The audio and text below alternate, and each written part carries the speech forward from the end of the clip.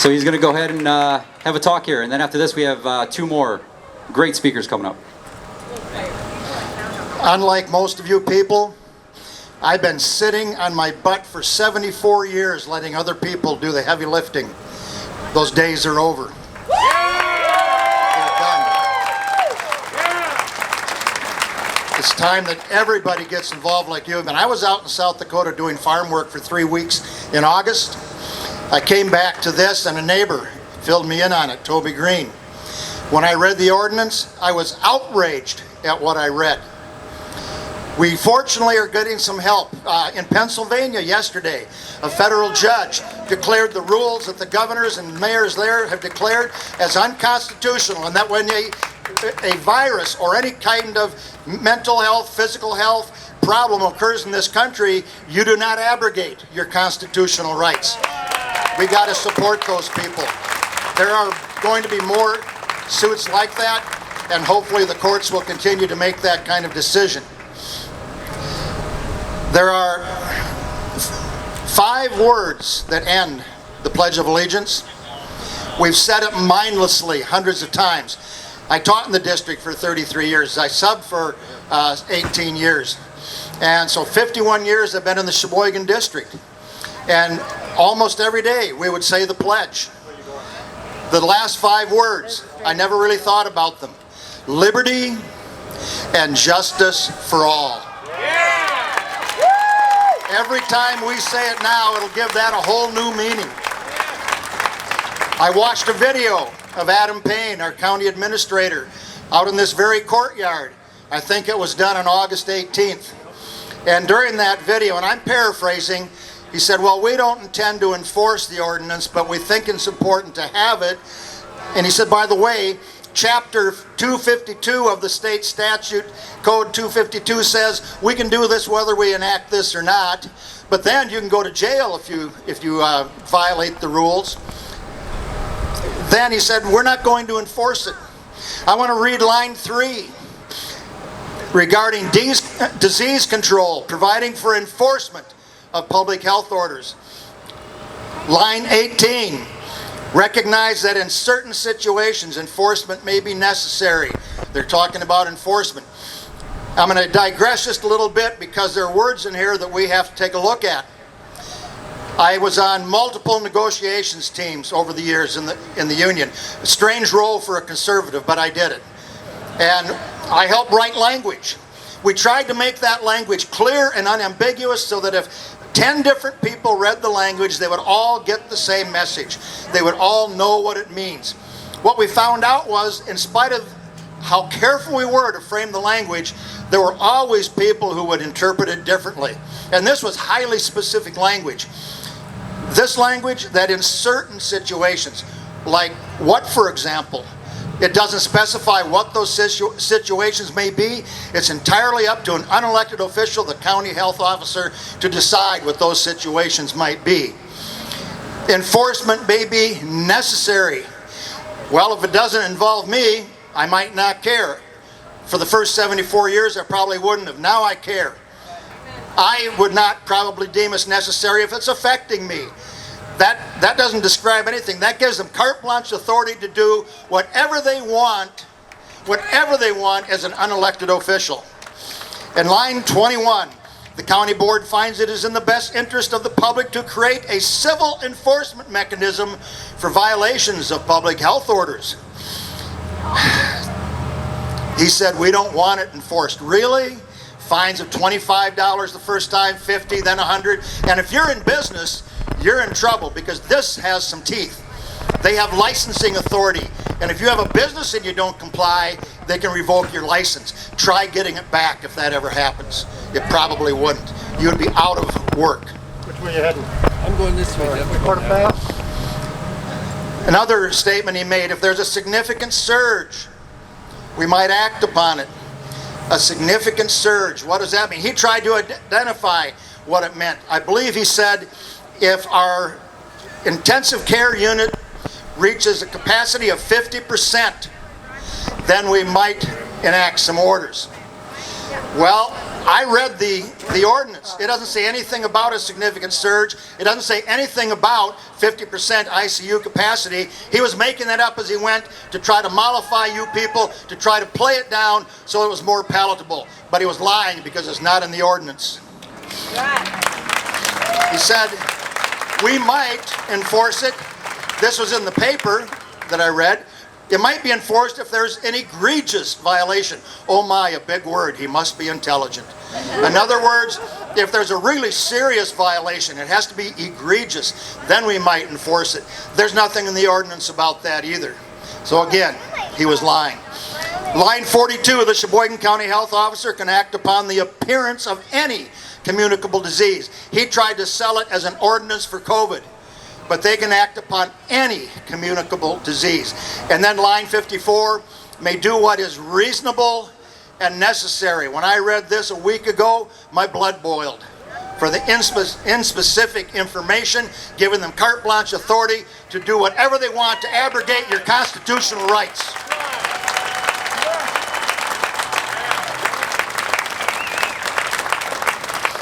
This whole ordinance is predicated upon the notion that you people are too stupid to take care of yourself and protect you and your families and to make decisions for yourself. But they're smart enough to do it for you. They'll take care of you. Really. If enacted, you would lose what we all enjoy now and have for 240 some years in this country, self-determination and autonomy. The Constitution's a wonderful thing, and this would do nothing but tear it down. We already have a track record out there on the country, governors and mayors who have enacted things to react to COVID-19. They pick winners and losers. They use terms like essential work. Well, if it's your job that is feeding your family and paying your heat bill and putting gas in your car and making your house payment, that's an essential job. Every job is essential.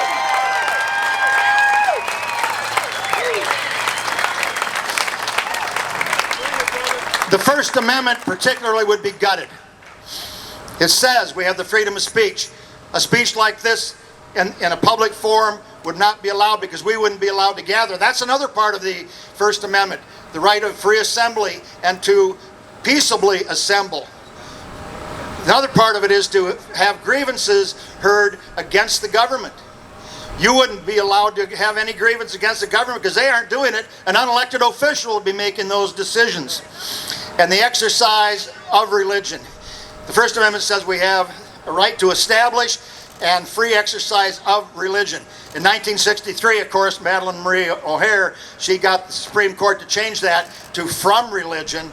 We've never had freedom from religion. We have freedom of religion. And this would change that because churches all over this country have been closed. All over the country. So what do we do? Well, obviously you people are doing the right thing that I've been neglecting to do for all of these years. We need to get the word out. If in fact this is tabled tonight, and I suspect it will be, we need to alert neighbors, family, friends, co-workers, your bridge club members. I see Tom Lubach and John Pleasance from Farmers and Sportsmen. I'm a member there also. The members of your gun clubs, people that are in your Saturday morning breakfast group. Get the word out. Be vocal about it. Let people know what's happening and let the support for this grow. This is just a start. So, we started out with the pledge. Dave, where's Dave? An eloquent guy. Oh! He must have known I was a nasty old teacher because I asked him to come up here and he's not going to disobey me. Look at this guy. Yeah. So anyway, I started out with the last 5 words of the pledge, liberty and justice for all. And I'd like to end up with all of us saying it and boom it out. I pledge allegiance to the flag of the United States of America and to the republic for which it stands, one nation, under God, indivisible, with liberty and justice for all. Thank you. I appreciate I appreciate the privilege of you allowing me to speak. I'm going to go ahead and invite the man, the myth, the legend up here. Nothing regular about Regular Joe.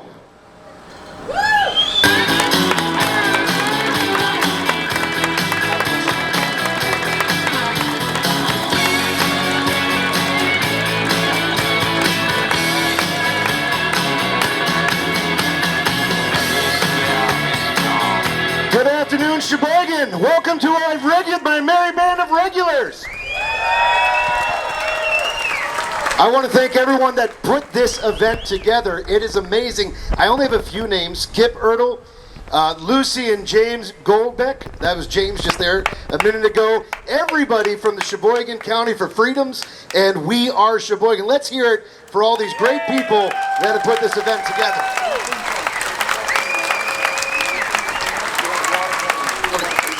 Just so everyone knows, it's obviously a nice warm day, little breeze. There's water at the tables, free water for anyone. So, if you're feeling that you need water, make sure to help yourselves do it.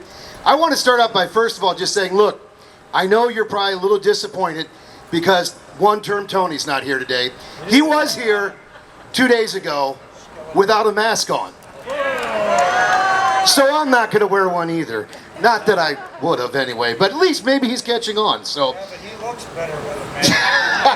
Yes, the mask isn't. The good part about a mask, maybe it's a way to muzzle politicians. I'm just going to put it out there. He talks through his. Did you ever notice the mask that one-term Tony wears looks like a coffee filter? Every time I see it, I want to say, "Where's the Senka?" I don't. Anyway, so we're dealing with a situation here that's almost unique. I mean, the government seizing power, that's a very old tale. But in this case, an unpaid bureaucrat pulling the strings of your county board. That should never happen. Now, we've heard over the past weeks and months this idea that we should defund the police. Exactly. I have a better idea. Let's defund unelected bureaucrats who have far too much power. I looked up, isn't it fitting his last name is Payne in the,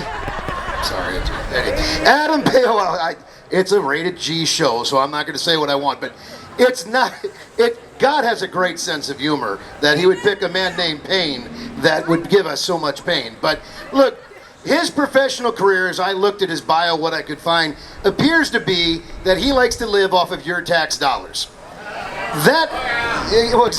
And it's great because you know what? He hasn't missed a paycheck during COVID-19. His health insurance benefits haven't been put on hold. Nothing has changed for the elected officials or unelected bureaucrats that are all for this COVID scare, this scare-demic, this scam-demic that it's become. What we need to change it into, and you are a great start. I mean, this is an amazing turnout. What we need to turn the scare-demic into is a pandemic of courage. And that starts here today with each and every one of you. We need people, and Herb, where did Herb go? He was here. He gave me, wow, I saw Herb and I almost didn't want to come up and speak. I mean, he had the flag, and Orlean, God bless you. That story, I read that story, you sent it to me, and I was sitting in my chair late at night, checking my emails, and I'll be honest, I cried as I said, I woke my wife up, she was asleep, and I said, you've got to read this, and of course it touched her as well, and she said, now I'm not going to go back to sleep, and I said, maybe we shouldn't, because this is one example of what happens when you have unchecked power. And I'm going to tell you, you've got Adam Payne here, and I may be unpopular, but you've listened to, just for the record, how many of you listen to the radio show, The Regular Joe? Okay, so then this won't be a shock. This could be done if the effeminate Robin Voss and the loudmouth Jim Steineke, better known as the Speaker of the House and Majority Leader, would get off their tails, call a special session, and overturn the illegal, unconstitutional emergency declaration. It would be done.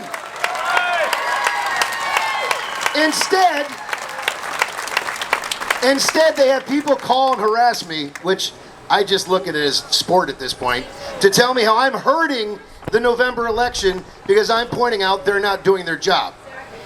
this, somehow they think by doing nothing, that will help them to be reelected. Now, I'm not sure what world they come from, but lack of action is not inspirational.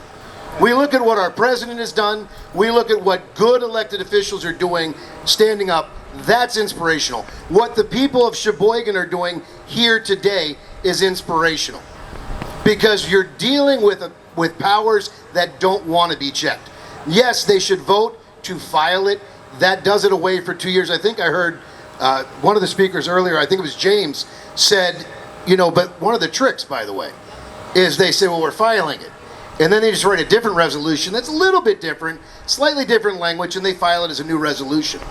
But understand something. If not for what you've done up to this point, if not for each and every one of you standing here today, he wouldn't even be fainting that he was going to file the resolution. They would be pushing this ordinance through, and you'd find out about it weeks and months later when they came after each and one of you. And that cannot be allowed. Why would we they want to defund the police and they want to arm health officers? Now, I understand Adam Payne harassed my affiliate here because he said, well, the ordinance didn't say mandatory vaccines. You know what it also didn't say? That it wouldn't impose mandatory vaccines. I shouldn't say unfortunately, it's my home. I'm from Washington, D.C. I'm a native of Washington, D.C. That's a rare breed. I escaped, and I came to real America back in 2007. But I have worked around politicians and bureaucrats like Adam Payne most of my adult career. And they always think they're smarter than you. They're always thinking they're one step ahead of you. But the fact of the matter is, that's their hubris. And that will always be their arrogance will undo them. Not only should they file this ordinance, and it should never be brought back to the light of day again, but then there needs to be a concerted effort that this man's contract, his job, needs to be questioned. He has far too much power to be an administrator. He is accountable to no one right now. It's the upside down man. Elected officials work for who? Who do they work for? Exactly. He works for himself. He has this board doing his bidding. I mean, there's some good people, James pointed out, but by and large, you have a board taking the advice. This is one of the problems we see in Congress. You elect a new guy, he goes to Washington with all the right ideals, and guess what? They staff him with people that have been there for 30 years, and they whisper in their ears, this is what you got to do. This is how you can be popular. This is how you can get favor. You can bring more money back to your district, but you have to compromise. And this is a microcosm of that sickness that we see in Washington, the swamp. Exactly. Well, we can drain the swamp in Washington, but we need to drain it in Sheboygan too.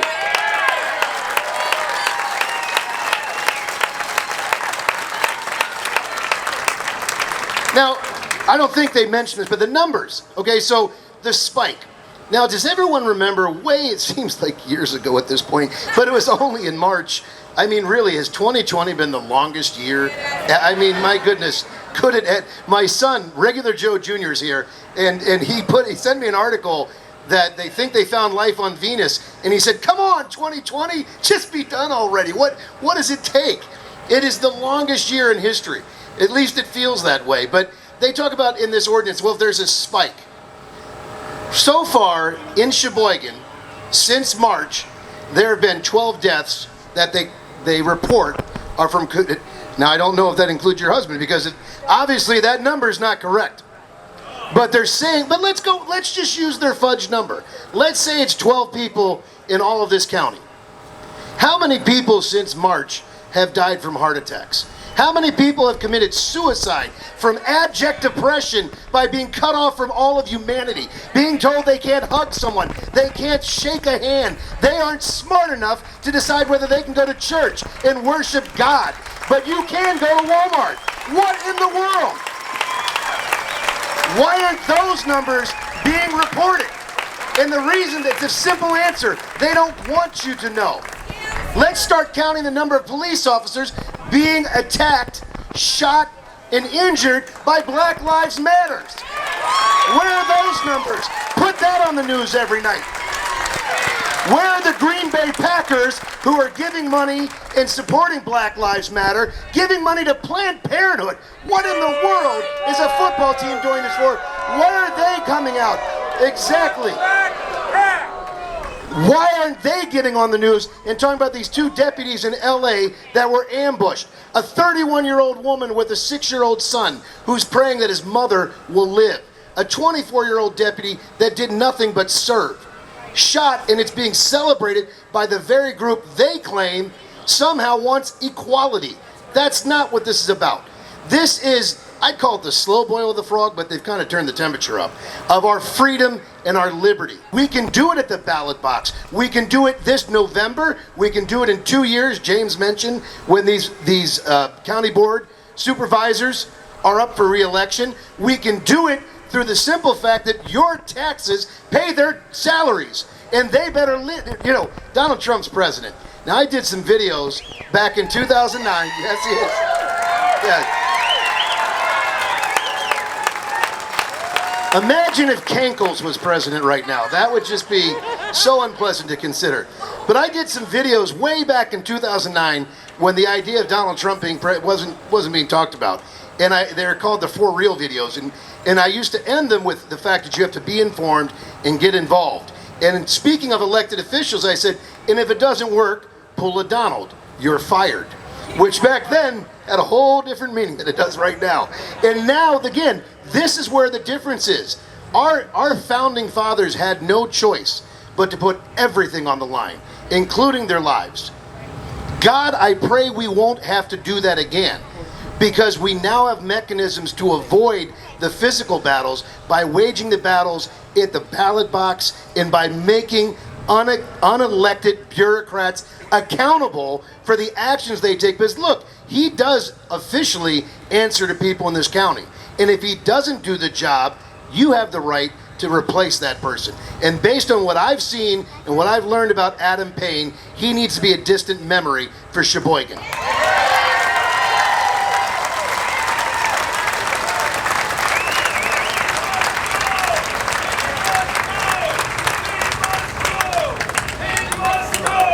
I like it.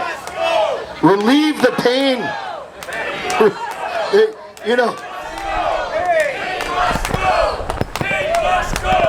Now I see so many. I like it. Or go with it. I like it. I love what I'm looking. I mean, I see the signs, the flag. This is something that it comes up on the show a lot, even when people email me. And again, right now we're isolated like we've never had before. By the way, just for a show of hands, does anyone here know the last time in the United States of America, the greatest nation that has ever graced the face of this earth, where freedom is the foundation of all we do? Exactly, and that's the question. Who knows the last time prior to 2020 that Christians were not allowed to celebrate Easter Sunday? Exactly, never. Now you're telling me in the flu of 1918, you're telling me with World War I, World War II, the War of 1812, the numerous diseases that we've cured and we've helped people through, you're telling me in all of that, we figured out how to show up and worship at the very values our country was founded on, our Judeo-Christian values. Why? Because we know with Bernie in that empty suit, Joe Biden, I mean, people get mad because I say I feel bad for Joe Biden. He is being used and abused. It's elder abuse what they're doing to this man. He clearly has cognitive disorders and they shouldn't be pushing him out there. But they're using him to get a Marxist revolution at the ballot box. And we have to stop that. Understand how Marxism works. The first part of Marxism is you eliminate God. God has to be eliminated so that because they know something about us. Our hearts yearn for truth. And there's no greater truth than God. So we yearn for God. And Marx and everyone that's followed understands that you have to separate people from faith because they'll look for something to fill the void. And the void, the way they want to fill that void is with the government. They want to give you their version of God. And Adam Payne wants to be that deity. And people like Adam Payne want to be that deity. And then when they've eliminated the religion or separated you from religion, They then want to ostracize people that won't comply. You know, like people that don't want to wear a mask to go shopping. People that think their children should go to a school building to be educated. People that want to opt out of this insanity that is the scaredemic and live life boldly as we are called to do as Americans. So they isolate you from religion, then they isolate you from people. They put you out to the sea without a rudder. And then they come in like the fireman that starts the fire and says, I've got the solution. And they say, well, we can do it. We can make it better for you. I just heard Tony Evers today. I know. I do it for you. I do. Yes. Recall Evers. Sign the petition right over here to the right. To my right, your left. I can't say left. It hurts. All right. But I listened to his press conference today updating us on COVID-19. And then Andrea Palm, by the way, another thing we can do. Do you know what her real title is? It's Secretary Designee. She has not been confirmed. The Senate can deny her confirmation, and she's done. She's gone, and he can't nominate her again. Again, look at that. Our elected officials could do their job, and we could make this a better state. Let's get it done. But they were talking about how, don't worry if you're unemployed. We haven't given you unemployment checks, by the way. They're figuring that out. Caleb Frostman and his infinite intelligence. But don't worry, because if you don't have health care, we've made it easier for you to get state-run health care. That sounds like a brilliant solution.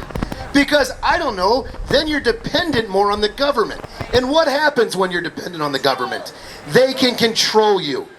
What if you have a child who needs insulin to live? And they say, we can't give you that insulin until we stick this needle in your arm. What then? And this is where the stupidity and the lack of leadership by the Assembly Republicans comes to roost.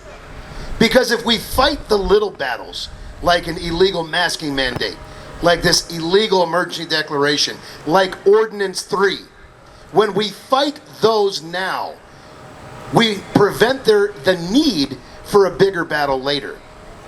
This compliance, which is truly the shocking thing to me in all this, has been the number of people willing to easily comply with all this. It's been so disturbing. And thankfully, many seem to be waking up from that. But when you comply then, it makes it that much easier for them to make you comply when the next level comes. And mark my words, it will come. Today at this press conference, Tony Evers was asked at least 3 times, are you going to extend the masking mandate in the emergency declaration? The first time he gave the typical Skeletor answer, which is, well, that's the first part of every answer. And then he said, well, we're not really sure. We'll get to that. We're looking at what can be done, but we think it's legal. Well, of course, because they haven't been challenged by the checks and balance of the legislature yet. And he hemmed and hawed. That's pretty much all of his answers. The second time it was asked, he said, well, you know, we think it's working. And we'll find ways to make sure this continues to work for the people of Wisconsin. The third time he was asked, he said, we're looking at all options. Let me tell you, let me translate one-term Tony language. Yes, they're going to try to extend this mandate. And then he was asked at the last one of these press conferences, point blank, should the vaccine be mandatory? And his words were, I believe it should be.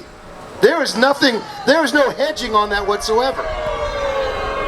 Now look, if you want to take the shot, take the shot. That's your freedom. That's your right to decide. The government has no right to tell us what to wear, whether or not we should be vaccinated, whether or not we can go to church, whether we can go to work. That is not in their purview, and it needs to end. This is a stand for freedom and liberty. In the next 49 days, that will be challenged by everyone that wants to take it away from you. And the way we win, though, is we don't give in to the emotionalism that we've seen from these rioters in Kenosha and around the country. We use our reason, our logic, and our faith. And we act smartly, and we act effectively. We come out and we let people know, and it's the old joke from the movie, we're mad as hell, and we're not going to take it anymore, but we mean it. We mean the fact that we stand for freedom, for liberty, for the United States Constitution, which the preamble is the Declaration of Independence. And I heard Herb talk about liberty and justice for all. What are the words that precede that, though? Before we have liberty and justice for all, we have one nation under God. In our preamble, it says where our rights come from. They don't come from Adam Payne. They don't come from a county board supervisor. They don't come from one-term Tony. They don't even come from Donald Trump.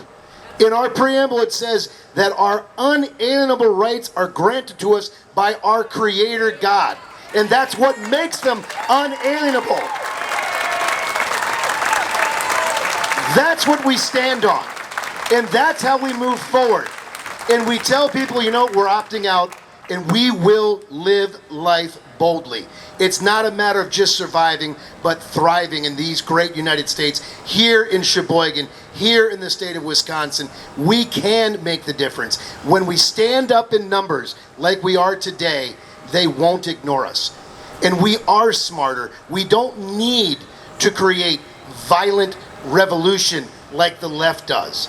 Because all that is intimidation. Poor Arlene said earlier about being intimidated to just celebrate the life of her husband.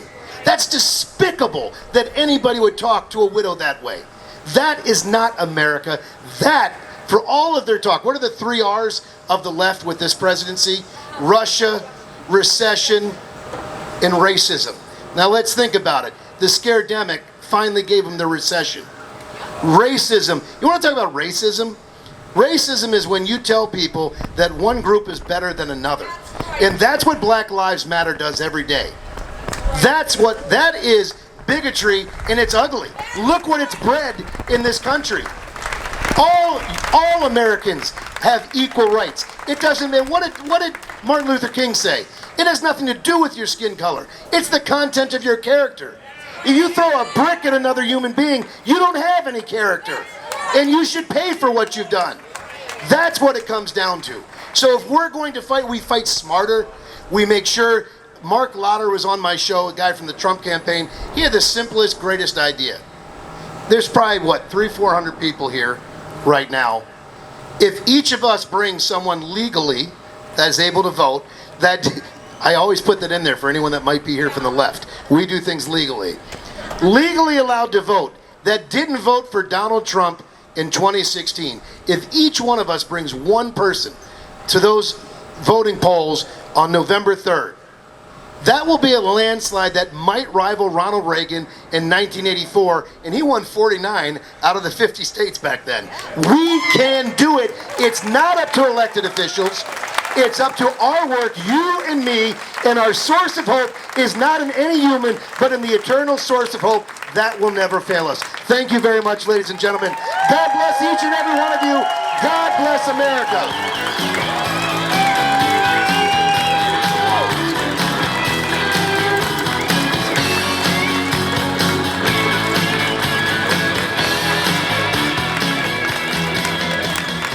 Let's give him another round of applause. That was amazing, right?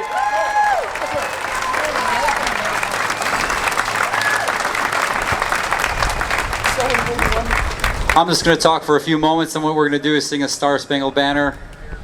And then I'm going to go inside because apparently John told me I'm speaker number 1 inside today. So I go first. And you can watch it live if you want to. Just want to touch on a couple of things that I think are very important. So let's highlight some facts. Go ahead, you come this way. Go ahead. Come on up. Hello. So the first and foremost is, why are we here today? We're here because of Ordinance 3. Does anybody know where Ordinance 3 came from? It came from hell, that's right. Guess who delivered it?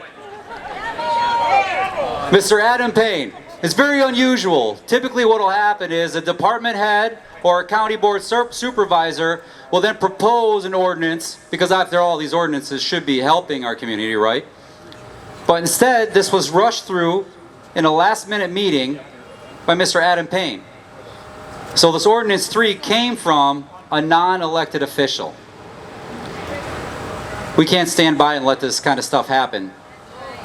And I wasn't touching on Adam Payne today, but I appreciate Regular Joe for doing that. But just so everybody's aware, we do have petitions over there, and over there that are asking you to sign, which then is showing a vote of no confidence in Adam Payne. And for some of you that don't know, I think I'll give you a little, a lot of you do, some of you don't, because I have conversations. They say, what is a county administrator? So let me tell you what that is. We live in a corporation, that's the truth. Okay, look up the Act 1871. We live in a corporation. This corporation has a CEO. That CEO is Adam Payne. That is a county administrator. They are the CEO of this corporation. What we could do is we could pass a referendum which changes that to a county executive, which will then make that an elected position. Manitowoc did that. Manitowoc has it right now. And I'm sure some of you recently might have been... I just got denied to use the bathroom because they want to do a temperature test on my forehead, the pineal gland. I said, use my wrist. No, go use the bathroom at the sheriff's. Okay. Thank you. Hey, you know, that's another subject. That is true. So, what we could do is ask our county board supervisors. Each one of you here, you live in Sheboygan County, you each have a county board supervisor, and you can find their information on the website, sheboygancounty.com, or you can go to We Are Sheboygan, where we have all the information listed on there. Contact them. Tell them, we want county executive to be elected. That's what we want. And there are people who've been on this board longer than some people have been alive here. Some people have been on this board that go back to the 80s. Okay? We have these signs over here. Let me grab, I'm sure some of you guys seen all these signs around. Let me grab a couple real quick.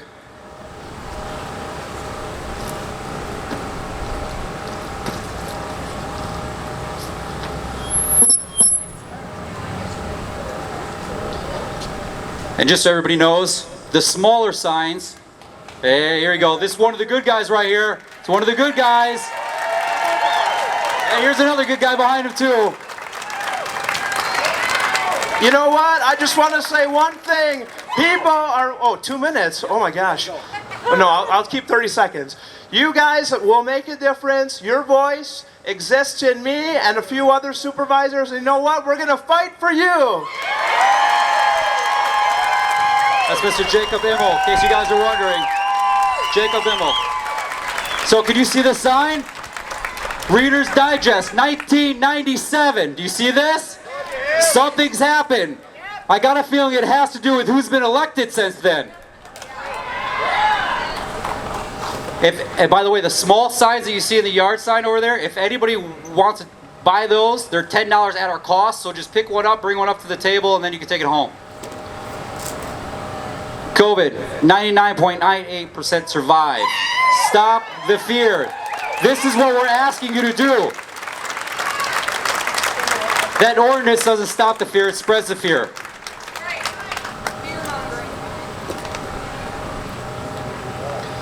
And if you haven't had a chance, please take your time, join the Facebook group, check out wearesheboygan.com. We have some very interesting blog posts on there. We only have a few, but we're asking you to visit the website.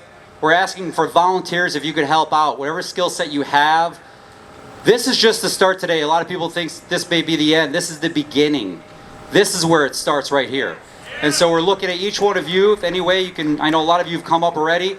On the website, on the main page, you can sign up to volunteer.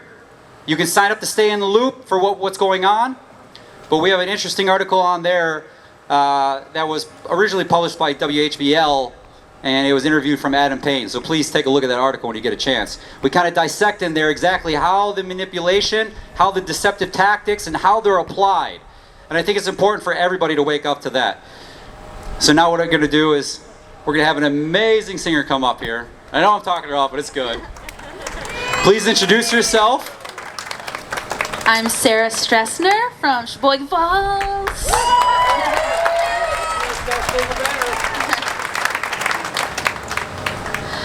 Oh, say, can you see by the dawn's early light what so proudly we hailed twilight's last gleaming, whose broad stripes and bright stars through the perilous fight o'er the ramparts we watched were so gallantly streaming, and the rocket's red glare, the bombs bursting in air, gave proof through the night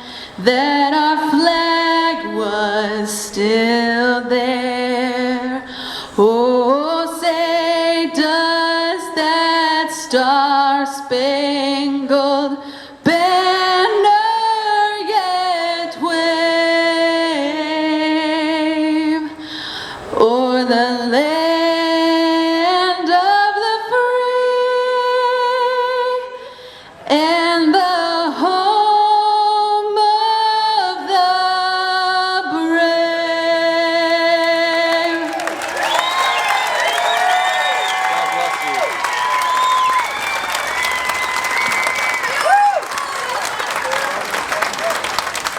When I said amazing, I wasn't kidding. That was amazing. Never heard it sung better. God bless. I'm looking for somebody right there. I saw him.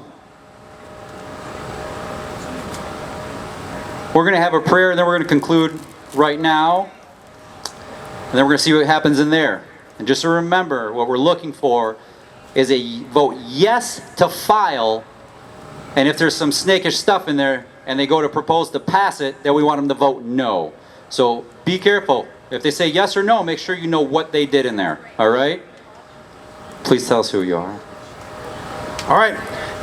Good evening, everybody. My name is Paul Hankins, and that was my baby girl who just sang there. Didn't she do great? Ow! She did so good.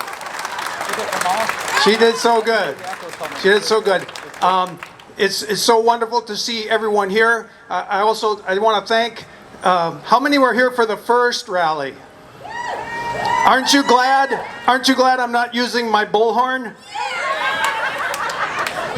And the second rally, when I still had to use my bullhorn. But tonight, Josh Zimmerman brought his sound system, set it all up. Say thank you, Josh. Also, the ladies, Stephanie Arndt and Judy Poole. Stephanie put a Facebook group together and then renamed it on the 13th of July of this year.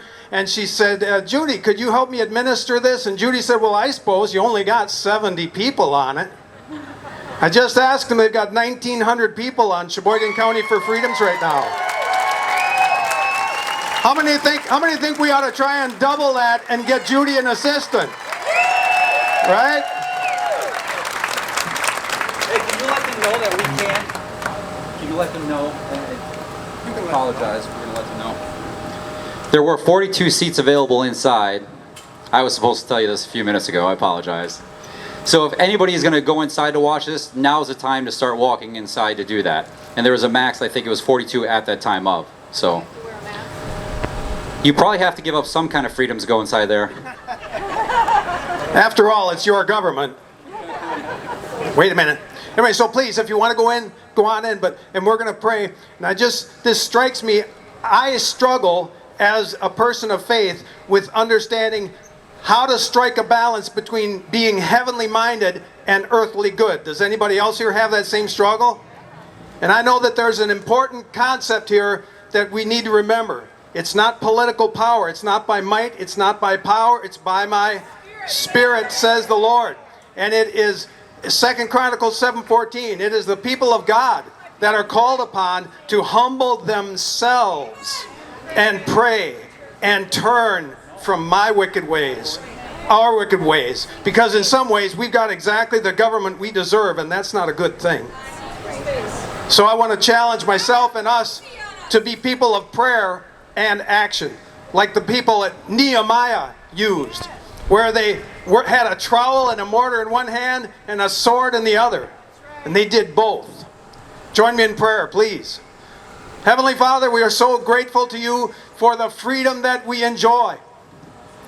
Make us truly mindful and appreciative and tenacious in its defense, not only for ourselves, but for all those around this world that count on the United States of America to provide security and freedom and liberty to any who may want it. Father, embolden us to do your will, your way in our day. And we pray for wisdom and courage for our leaders and for blessings on those who are doing the work of leading us at this time. Thank you, O God eternal.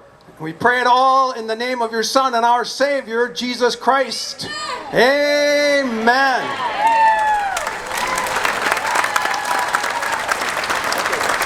Are you going to close? Is there a close? Hi everyone, I want to say one thing. Thank you for praying. I definitely wanted us to pray together. I don't know if you have read Revelations. Anybody read Revelations? Just all of it or any of it? Yes?